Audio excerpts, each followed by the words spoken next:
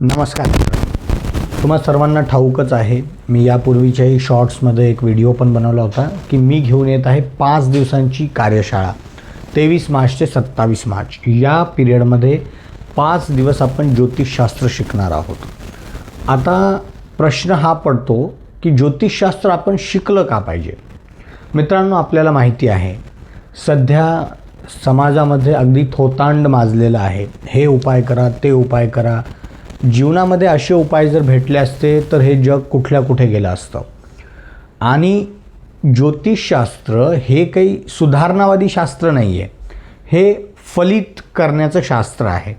ही एक फलित करण्याची विद्या आहे. आपल्याला ज्योतिषशास्त्राच्या सहाय्याने येणाऱ्या काळाचं मार्गदर्शन मिळू शकतं. एक येणाऱ्या पिरियडची कंप्लीट पाथ ब्लूप्रिंट आपल्याला मिळू शकते. आपण जनरली काय करतो की बरेचसे लोक थोडंसं काहीतरी संकट आलं की ज्योतिषकाराकडे जातो, त्याच्यानंतर मग तो काहीतरी उपाय सांगतो, आपण ते करतो.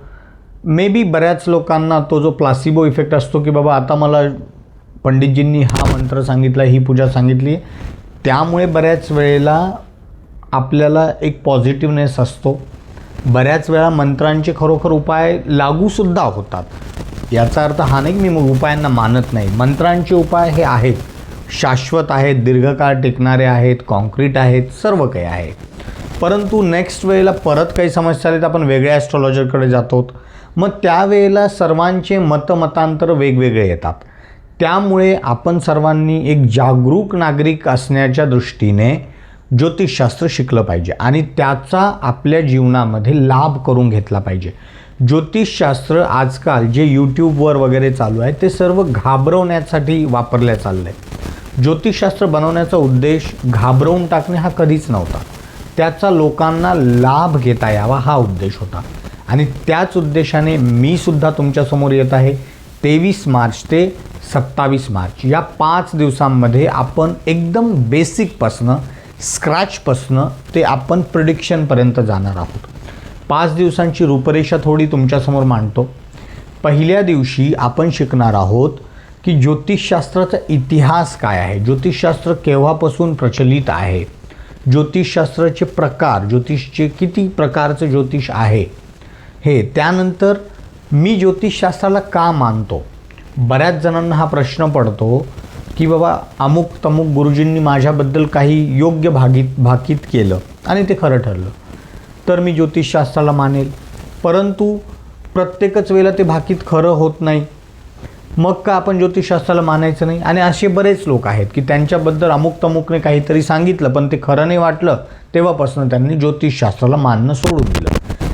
मानणं न मानणं ज्यावेळेला आपण एक विद्वान व्यक्ती म्हणून सांगतो त्यावेळेला आपल्याकडे काहीतरी सायंटिफिक, काहीतरी लॉजिकल रिझन असले पाहिजेत. याने माझं भाकीत खरं केलं तर मी मानेल, त्याने खोटं केलं तर नाही मानणार. इतक्या कमकुवत तत्वांवर ज्योतिषशास्त्र आधारित नाही आहे. तर हेच ज्योतिषशास्त्राला जे विज्ञानाचे आधार आहेत हे आपण दुसऱ्या दिवशी शिकणार आहोत. आणि त्यानंतर मग आपण राशी काय असते, राशीचे स्वामी काय असतात, कुंडली काय असते, कुंडलीतले जे 12 भाव, ज्याला तुम्ही ते 12 डब्बे पाहिलेले असतील, ते 12 भाव काय दर्शवतात, प्रत्येक भावाचे काय ॲट्रिब्यूट्स आहेत, 9 ग्रहांचे ॲट्रिब्यूट्स काय आहेत, ग्रहांची उच्चता नीचता, ग्रहांच्या दृष्टी, हे सर्व आपण पहिल्या 4 दिवसांमध्ये कव्हर करणार आहोत. त्यानंतर 5व्या दिवशी जो या कोर्सचा मुख्य USP असणार आहे तो आहे BLS framework. B stands for भाव, L स्टँड्स फॉर लॉर्ड आणि S स्टँड्स फॉर सिग्निफिकेटर. याचा यूज करून आपण कुठल्याही आपल्या जीवनाच्या आस्पेक्ट्सवरती प्रकाश टाकणार आहोत की व्यक्ती तुमच्याकडे ज्यावेळेला येईल तर तो काय प्रकारचे प्रश्न तुम्हाला विचारू शकतो आणि त्यानुसार आपण त्याचे काय फलितं घ्यायला पाहिजेत हे आपण 5व्या दिवशी शिकणार आहोत. तर आजपर्यंत ज्या व्यक्तीने ज्योतिषशास्त्राचा थोडाही अभ्यास केलेला नसेल, माहिती नसेल, त्यांच्यासाठी हा कोर्स आहे. त्यातूनच जे लोक थोडंफार ज्योतिषशास्त्र जाणतात त्यांच्यासाठी पण एका ॲडव्हान्स लेवलला जाण्यासाठीचा हा कोर्स आहे. कोर्सला जॉईन होण्यासाठी व्हॉट्सॲप ग्रुप तयार केलेला आहे. त्या ग्रुपची लिंक मी डिस्क्रिप्शनमध्ये टाकतो आहे. डिस्क्रिप्शनमध्ये जा, स्वतःला रजिस्टर करा आणि हा कोर्स चुकवू नका. धन्यवाद.